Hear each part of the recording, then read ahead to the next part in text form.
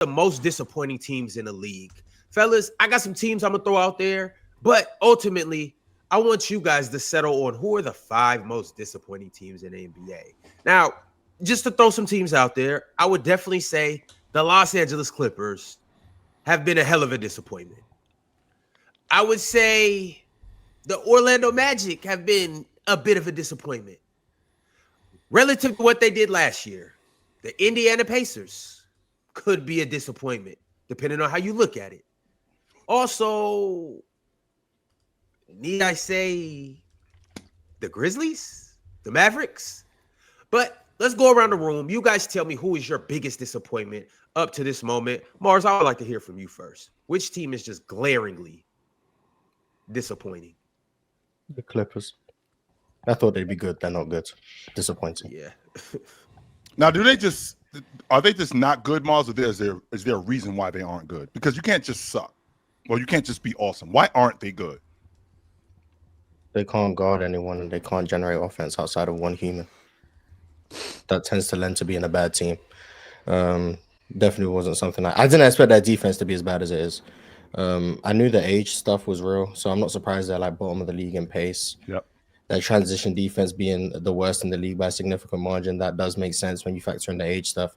But even their half-court defense, it's really like outside of like the lineup with like Chris Dunn, Derek Jones, who's now hurt, Kawhi, Zoo, and James, that lineup's been fine. And now obviously any assortment of like 4 of them, because 5-man lineup day, you're not going to have much. But that's been fine. But it's once they start going to any other assortment of players, their defense just falls off a cliff. Whether that's Bogey, John Collins, obviously James Harden out there with lesser defenders because he's not a good defender. Zoo hasn't been the same rim presence as he was last year. So that's been and then obviously Kawhi's hurt again.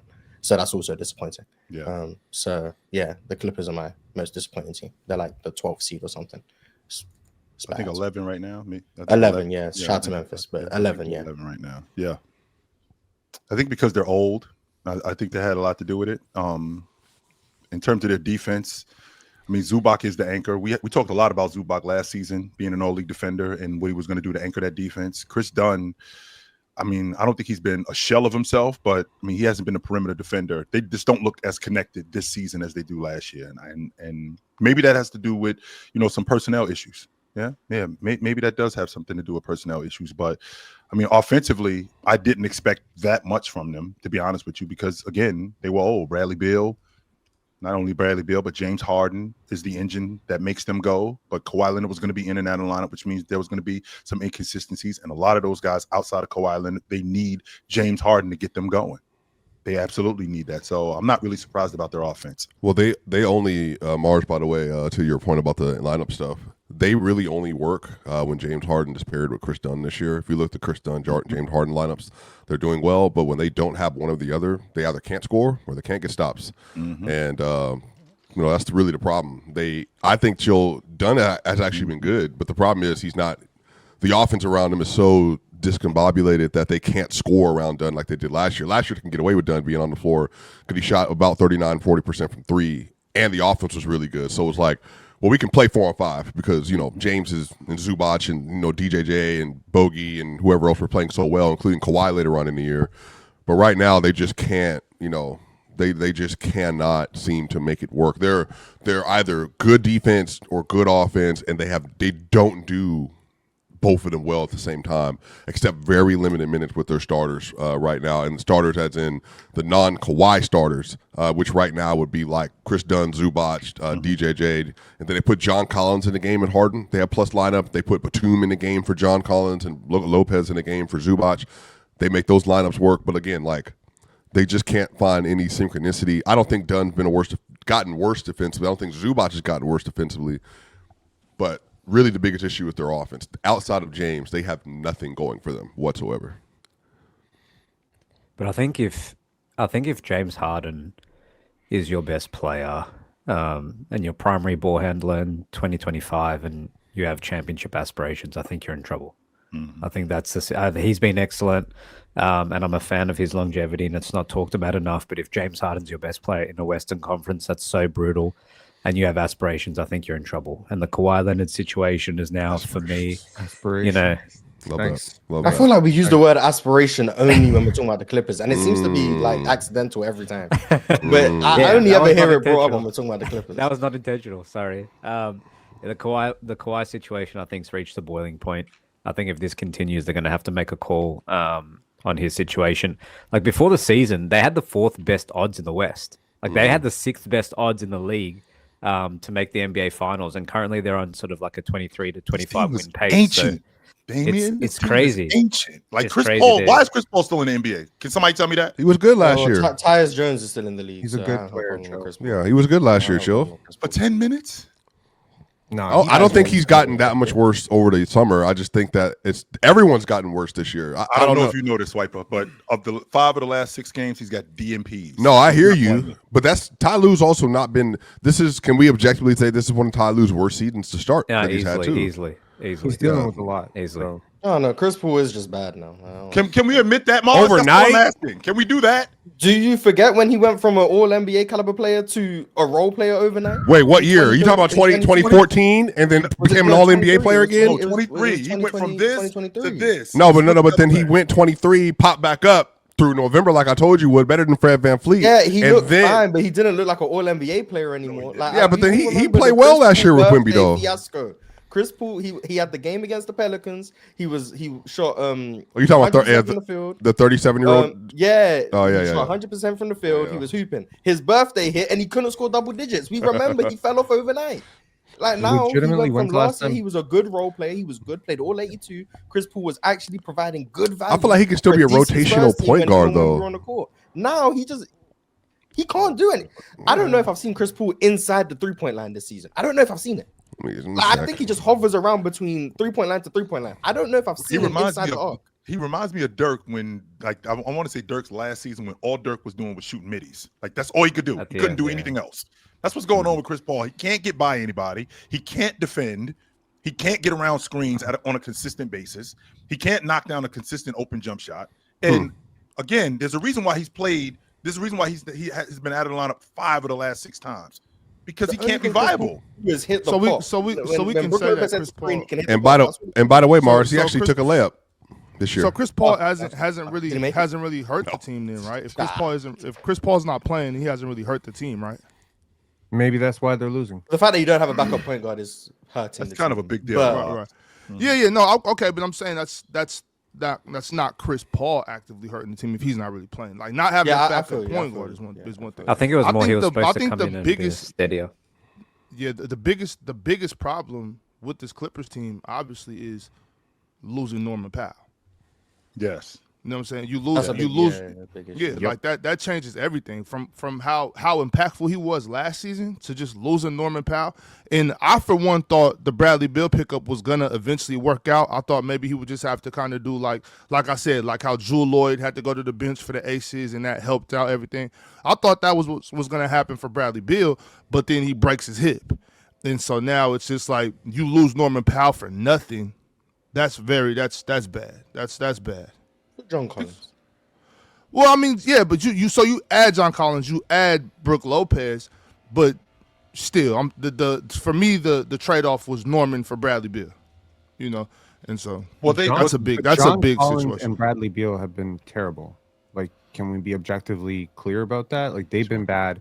I don't think that Ivica Zubac is doing what he was doing last year at all. Kawhi not being in the lineup totally, creates a cascading effect where everyone has to step into a role that's a little bit too big for them. I really don't think Chris Paul. But Penn, that's been going on for years. So didn't we expect that? Like the Kawhi situation, we kind of expected. Yeah, but when you get that type of top heavy, I don't want to say top heavy roster. There's a lot of depth on this roster, but you expect John Collins and Bradley Beal to be able to come in and fill some of those points, right? You don't expect them to be as bad as they are this year. So Right. I think that's Especially in the a lesser role. miscalculation. That's fair. And honestly, like I think you've been a little hard on John though. Yeah, Bradley Beal. I agree. John Collins. I wouldn't say he's been terrible, but Well, here's All the right, thing, Mark. what's he doing? Fellas, so we got the Clippers. offensively, I think he's been nice. So We got the Clippers. I think we could all agree that the Clippers are one of the most disappointing teams in the league. Yep. Damian, I'm going to pass the rock to you. Who's your most disappointing team outside of the Clippers or even along with the Clippers? it has to be the Magic, I think, for me. I think I had high hopes for the Magic. I think we all did. I had them projected top 4 in the West. The offense has looked bad again. They've played better with Paolo in large spurts as well, which is a bit worrying. I know we touched on that yesterday. They're basically 15th in offensive and defensive rating, I believe. So they're basically bang average. Did we lose him? Is Is that me or him? Yeah. And Bane has looked. We'll see if we can get. Damn, you got to reboot your internet, brother. The Magic. You're muted. Let me drop her on now because since you muted yourself. Your connection's going in and out, Damien. So we'll get you back up here in a second. But would you guys like to speak into the Magic? Well, Yeah. I feel like I'm not like disappointed in them. So this is also for like. I'm the most disappointed, I would say, to be the most wrong on anybody. Like, I thought this team was going to be so good. I truly thought they were going to whoop I thought they were going to whoop the East. I thought they were going to do what the Pistons are doing right now. They're going to be. Ron, it's a little early for this episode, Ron. No, it's 15 games. But it does say because we're we're talking season. To be fair, Yeah, I we're a month into understand. the season, Ox. We're a month into the season. How many games are in the season, Chill? 82. 83. How many games have we played? About 15. 15-ish. So there are 13. some teams. Okay, so there are some teams. 14. My Kings, we're terrible. Orlando, not that bad. You know what I mean? Like, yeah, they started pretty slow, but they're plus 500 right now. We are being this is a now, mind you, I want to talk about basketball. Where did you have the Magic? Where they're going to be at the end of the season, which is what's important. No. See, come on. Right. I have them exactly where they're headed. I had them finishing top 3, and I had them. They're in ninth place right now. Ninth. In 15 games, they're plus 500. They're clearly playing much better. Game over 500. Just hold on, right? I can't answer 3 questions at once. So what I'm saying is, yes, they started off looking pretty bad, but they have definitely turned it around this past week. This past 6-7 games, they've turned it around. I'm just saying, my bad. I think that it's clear that this Magic team is headed in the right direction. And if you don't think so, you should, keep watching. I guarantee the Magic will finish top 4 in the East. Okay. Ron, to keep that logic, we need to no longer talk about this topic because we cannot say so far for any team. I'm not because I don't dictate what we do and do not talk about. Because if we don't acknowledge the Magic have had a disappointing start, because based on where they're going to end predictably, maybe this is Minority Report. Chill, you remember that machine in Minority Report that you could tell the future what was going to happen? That's Ox. He's Tom Cruise. So he knows that no matter what happened, no matter the start, this is where we're going to end up for the Orlando Magic. So I'm with you, Ox. Well, not a disappointing start. Swipe it. Please, Ron, I wouldn't disrespect your job. You're doing a great job. I like this title. I'm just saying, a team like the Magic, I don't think belong in as far as in Damien. Now, I respect your pick, but I do feel like the Magic are looking up right now. I was disappointed. Yeah, they're looking up at 9 other teams in the conference. Yes, Pin, I just want to say this.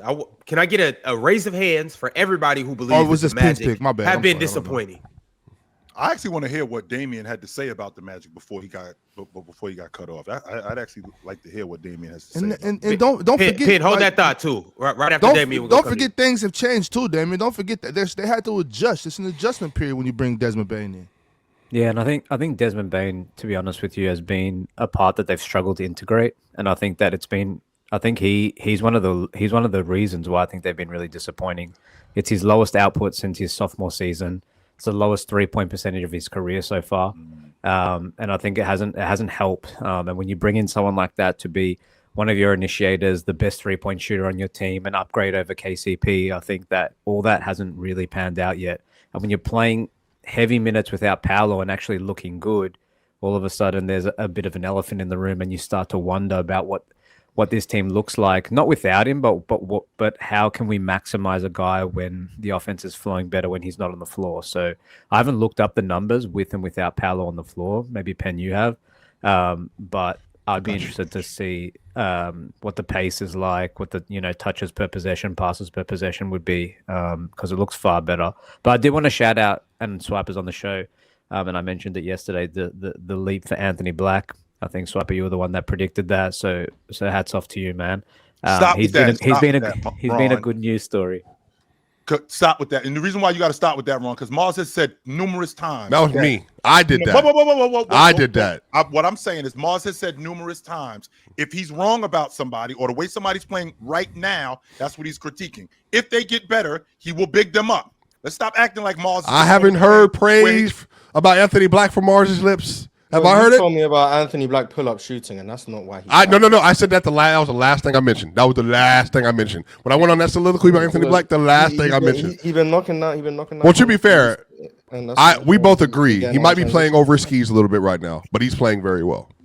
I agree. I gave him credit for what was it? I told y'all dudes last year I wanted to give Anthony Black the ball. Y'all told me that I was nuts, and that's fine. Yeah, because they employ Franz, Paolo, and Jalen. So I don't think, and maybe that's the problem, Mars. Jalen Suggs makes them a lot better. Well, he makes them better on defense. But go ahead. I'm sorry. I think he helps on both sides. I don't think the record is the point. I don't think that's the problem here at all. They beat a lot of bad teams. I mean, if I'm looking at their schedule, they beat the New York Knicks. That's the one win we can really respect. But last Trailblazers are not a bad team, Penn. No, they're not. The Blazers are not a bad team. They're not a good team either, Cho.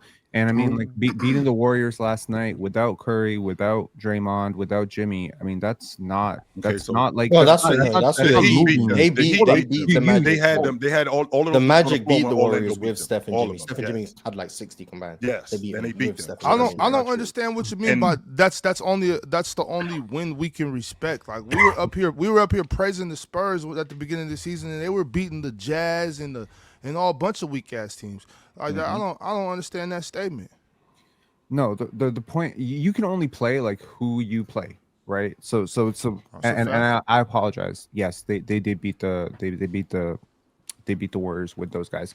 Mm-hmm. I think the problem here is when you make this kind of win now move for Desmond Bane to improve your offense, like overall lift your offense, and you still end up as a bottom 10 offense. And you also lose the great thing that you were doing last year, which you're supposed to be building on, which is your great defense. And it's not a great defense anymore. Like you're compromised everywhere now.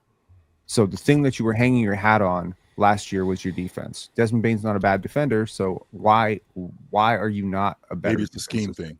It has to be a scheme thing because Penn, I've consistently heard you tell me how much better of a defender Desmond Bane is than said player. How much better of a shooter Desmond Bane is than said player. He's a good player, right? He's been a good player for a long time. I don't understand why things are going bad for him. But I will agree with Damian that their offense has looked better without Paolo, and I think that is something we need to reconcile with. That has held true for years, years. This is not a blip. Well, they're not better without Paolo this year, by the way, anymore. They're actually better without Franz on the court than Paolo. I'm not about to blame Tyus Jones, but I'm absolutely. Yeah, I think if you look, the numbers have flipped. I just want to correct that narrative a little bit. The numbers have flipped. Well, it's not crazy, but the Magic are 6 possession better with Franz are without Paolo on Data Baller. So this is all filtered. They're 6 points. They're 6 points better without Paolo when Franz on. They're 7.5 points better with Paolo on without Franz. Man, I mean, that's so it's flipped. Are they winning or losing? I don't care how many points. Well, what's the on-off numbers? I'm just responding to Penn. I think that is a narrative that was true last year, Penn. Yep. It is no longer true this year. The issue is when they're on the floor together, the offense is mid and the defense is bad. Leaning toward bad. 113 is not horrible. But do they win or lose? Well, I haven't. Well, I mean, they're not winning like we thought they would right now. So, I mean, that's why they're on a disappointing list.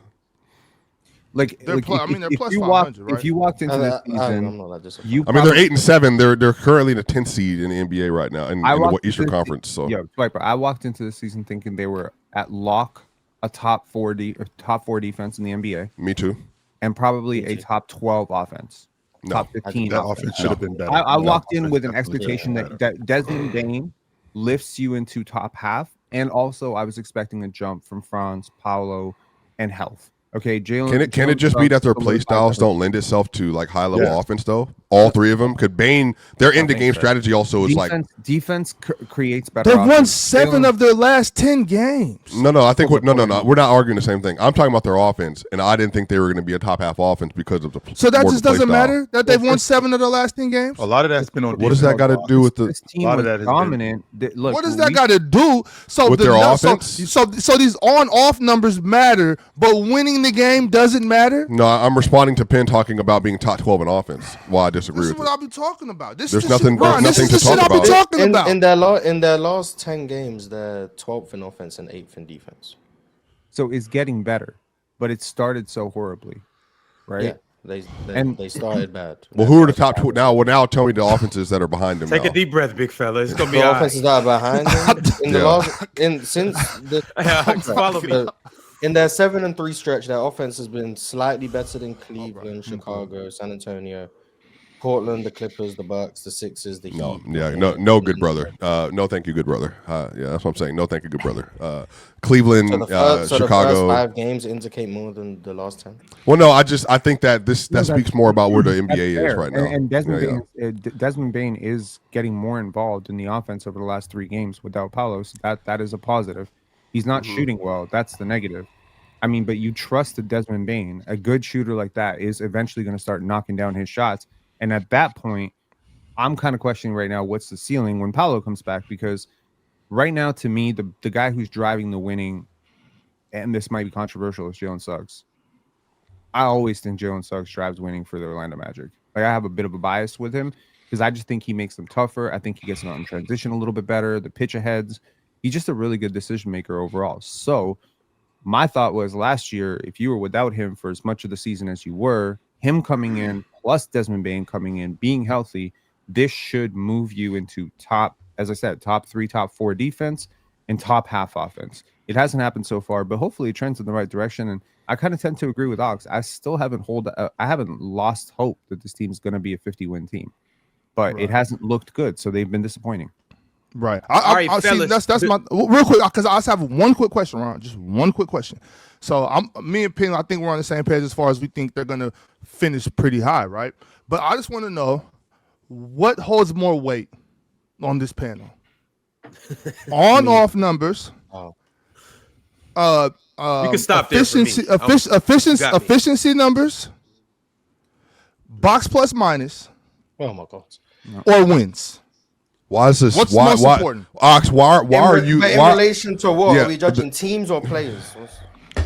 The team. Can we just answer the question without going too much? there's further? no I just wanna know Ox. There's what's no more this important. question. This is a rancid. This is a you know what? Why won't you just answer the question, Swiper? Stop because being it's a bad politician and answer the question. No, Stop being a politician and answer the question, Swiper. I understand this. This is your Swiper, you lifelong. don't I gotta understand be a this is your politician, lifelong bro. friend. And Ron, on-off numbers, Ron, and on-off numbers Ron, take the cake. I understand that this is Swiper, your lifelong stop friend. being This is a disgusting question because they're all connected. By the way, all of them are connected. You can't. They're not spread out individually. You don't get to pick one. They're all a part of the story. First of all, you I don't know what to tell better, you. you better stop yelling at me. Who are you? I wanna I'm know- not scared I of you. wanna One of your favorite. Hey, what did J Rob? What did J Rob do to you? Yeah, you look like Ron when You she'll not held up against J-Rob. the wall. You not J-Rob, bro. You not rough and rugged. You're soft and pudgy. What is more important? To answer your question, Pudgy. Hey, is more Ox, important? have you looked in the mirror lately? Huh? Answer the question. You built like a day. Ox, Every you built day like at a the wildebeest. gym. Yes. You built like a wildebeest. Talking about me. Ox, to answer the question, the simple answer is the most important thing is to win games. Okay, that's most all I want. important. That's all I wanted to know. That's all I wanted to simple know. answer is. My answer is net rating. If I'm judging teams, net rating is the first thing. I agree. but I I think, need larger samples than 12 games to fully scope it I out. think But I think That's the what I'm on-off data is very true and very important. Like I need to understand where wins are coming from. I personally need to know that. Are the wins coming because you face Charlotte, Washington? Like, do you know what I mean, Ox? Like if Yeah, the no, Sacramento Kings, I can dig that. like if The Sacramento Sacramento Kings who have had the hardest schedule of all 30 teams, by the way. Exactly.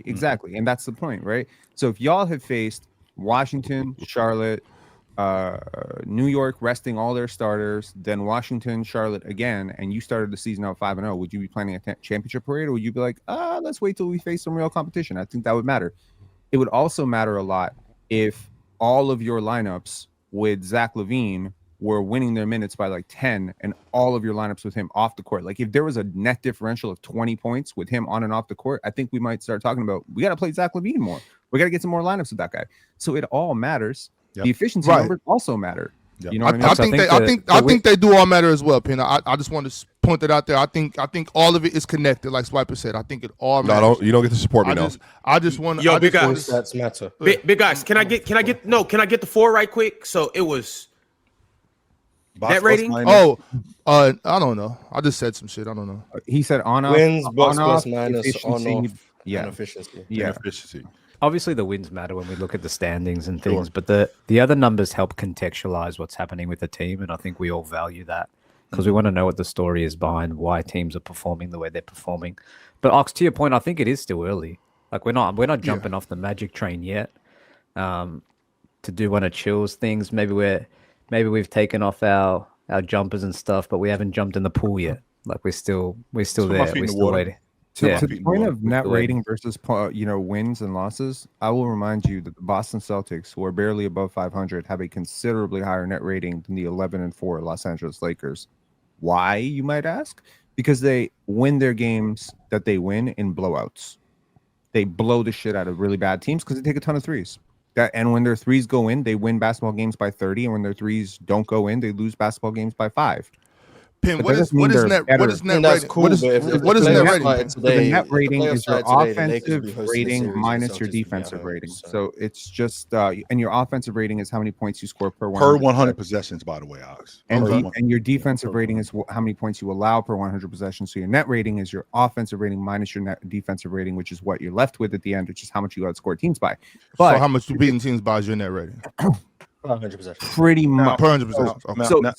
So the point here is to normalize the possessions, because some teams, like if we just use how many points you score per game, well then the teams like Miami that play a much higher pace than slower teams, they would be greatly they would have a great advantage. But it doesn't matter how many possessions you play in a game; it matters how many possessions your opponent plays as well. So the whole thing has to be normalized, and that's why we use net rating or offensive rating or defensive rating. My point here is, if I beat a team by 50 and then I lose by 2, by 2, by 2, by 2, I could be 1-4 and have a positive net rating. Right. See what I mean? You kinda could lose a weird. series with a Fellas. positive net rating. Yes, sir. Right. Ron. We'll circle back around to the net ratings, but chill. Yes, sir. We got the Magic, we got the Clippers. I know you have somebody for us, and Yes, I know I you have do. somebody good for us. Mhm. Talk to us. Who's the most disappointing team other than those two teams so far? The Dallas Mavericks for me. I actually had the Dallas Mavericks looking Where? really good this season. Yeah, Going to the finals? I had them in the West Finals against Conference Denver. finals, Yeah, I had them in the West Finals against Denver. I had Denver dropping Oklahoma City, and I had Denver dropping Oklahoma City, and then I had them dropping Dallas in the West Finals. The thing that I noticed about Dallas, which is the reason why I picked them where I picked them, they have a fantastic defense. They are connected defensively. They just can't score. That's the biggest problem that they have. Their offense is just off the rails. They can't get anybody in terms of a ball handler to consistently get downhill. I was hoping that Cooper Flagg would be not only a bucket getter, but also a shot creator for other people. That simply isn't working. D'Angelo Russell, I think he's better off the basketball than he is on the ball. When he played with the Lakers, he was actually a really good catch and shoot guy, but they don't really have anybody that can consistently create shots for him. And when he gets the ball, he still is one of those players that has to go one-on-one, when in reality, I don't think that that's his game as much as it used to be. They don't have any box work because Anthony Davis isn't there. I think that Derek Lively is more of a pick and dive short role player and a lob threat than he is in a guy that I could go to on a box for a quick hit and a quick bucket. But defensively, this team is great. I think that they're really connected. I think that they get on the glass and they hold teams to one shot. I think the problem is it's their offense. They can't get anything going. And that's the team that I've been disappointed in the most. It's kind of weird that, I think this team is a Kyrie Irving coming back away from kind of launching off. And They're talking about shelving him, by the way, Penn. They're talking about shelving him for the season. That's too bad, actually, Yeah. because We're talking about moving saying. Anthony Davis now, so I mean, Right. this might be over. But go ahead, Penn. I'm sorry if I interrupted you. As you were saying, they are actually a top 5 defense. fourth, actually. Mhm. Yes, so top 5. Mhm. And they are the worst offense in the NBA. Awful. 30th. Out of 30 Mm-hmm. teams, they are 30th. Their fourth quarter offense is terrible. Their clutch offense is terrible. They cannot get consistent shots. You know why? because almost every single player in their lineup is either washed, Klay Thompson, or defensively leaning. They have a lot of defense. They don't have enough offense. I believe Kyrie Irving would solve all of it in as one player. I think one player can make that kind of difference because he would settle everybody into a role that they're more comfortable with. And I understand the season is off to a horrible start for them. I get that. I really do. But you still have 2 All-Stars when healthy.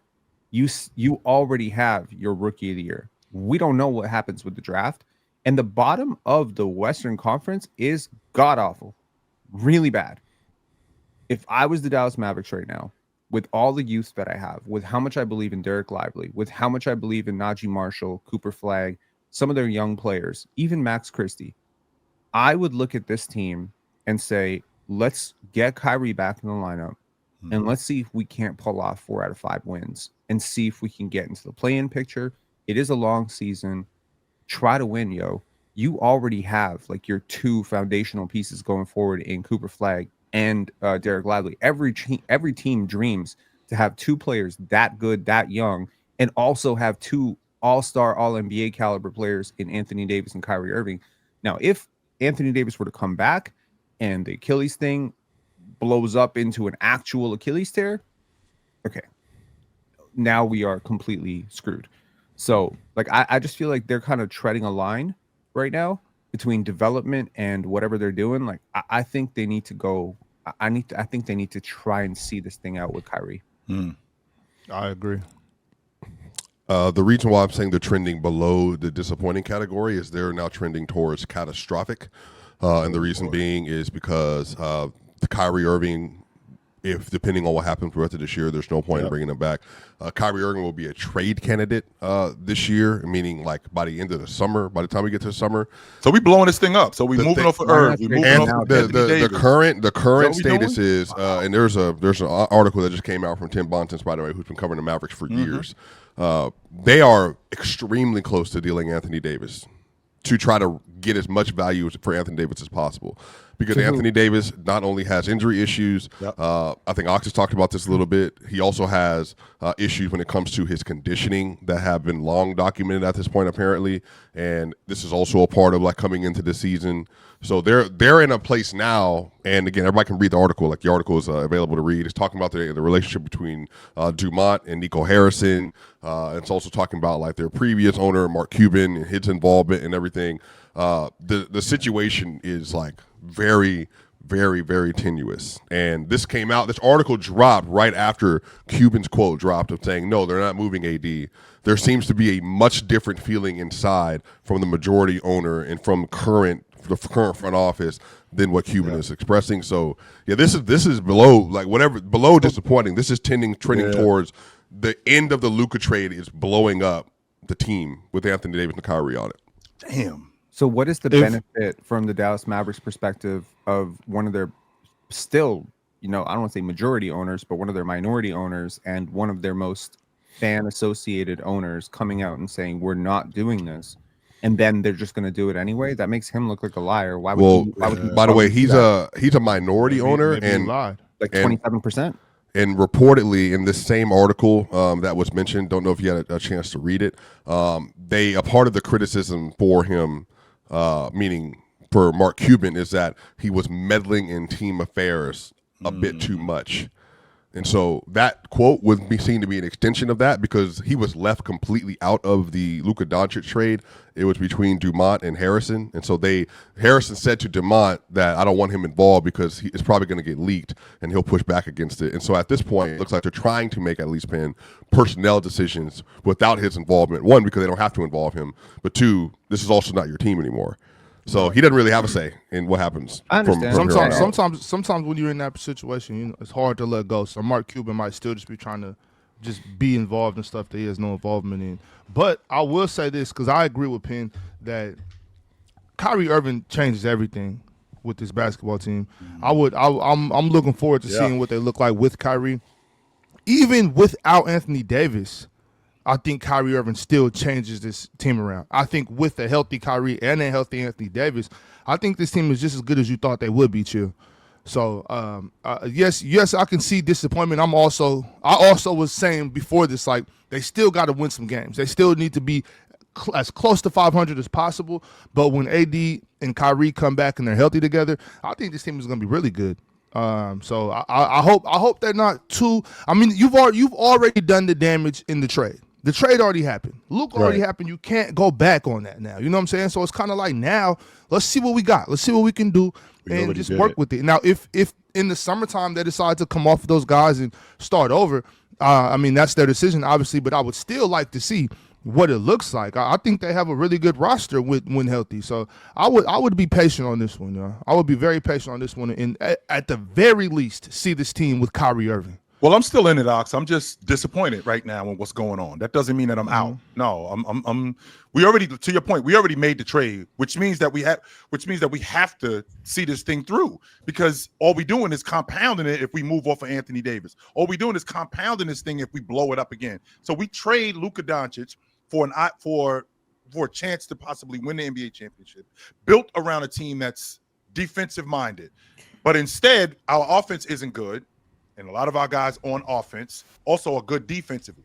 So instead of us seeing this thing through, we're going to blow this whole thing up. We just look like imbeciles if we're doing that. Well, remember, the decision makers that made that decision is no longer ultimately there. And so what happened is they put a committee together. Dumont has. Michael Finley and Matt Riccardi promoted to co-GMs. Jason Kidd, obviously. Cuban is apparently, he's a part of a small group of people that's educating him about the NBA business and help guide them through this situation. But the issue is, Chill, because of Anthony Davis's age and his injury proneness, and he's probably going to continue to just get more injury prone as he gets older because he's a center. The question is going to be, well, do we just let this keep deteriorating and then have lesser assets we get back for him by the time we get to the summer, or do we maximize what we can get for him now, and then that way we can see if we can get as much return for him to at least try to, soften the blow of the final iteration of the Luka Doncic. What it sounds like you're trying to do is swipe too. up. Yeah, it does make sense, Ox. But what it sounds like Swipe is trying to do is he's trying to save some of the money that he lost. Like he's trying to, which I can appreciate that. Like you don't want to lose all the dough, but I did invest in this thing, and I don't think that this thing is gonna completely blow up in my face. But it's looking like that right now. I just want to see it through. Chill. It's a controversial to say that it's been getting closer. Of their last 4 losses, of their last 4 games, they won 1 in OT, they lost 1 in OT, and last night they won a dogfight with the Knicks last night. They won a dogfight with 2 points. Okay, so yes, your offense craters towards the end, but I know people don't like Raptors history lessons up here, but I will remind y'all, 2013, 2014. They trade Rudy Gay. They were trying to blow that team up. Yep. They tried to dump Rudy to Sacramento. They got back a bunch of role players. They thought, we're just going to trade Kyle, we're going to trade DeMar, and we're going to tank.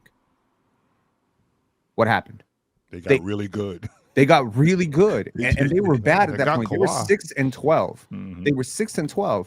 But apparently Gravis Vasquez and Patrick Patterson and those guys that came over, John Salmons, those are really good role players. And those dudes actually just settled everything down and put the ball in DeMar and Kyle's hands, and the rest was history. And then 5 years later, that culminated in a championship. What I'm saying is, sometimes you think it's over and it's not. The team is just turning a corner. I think, personally, the hardest thing for a young team to do is play defense. Personally. And they don't have that problem. Anyone Dallas does not have that problem. They do not. Which means, to me at least, since defense is about effort, you got guys who care about the right stuff.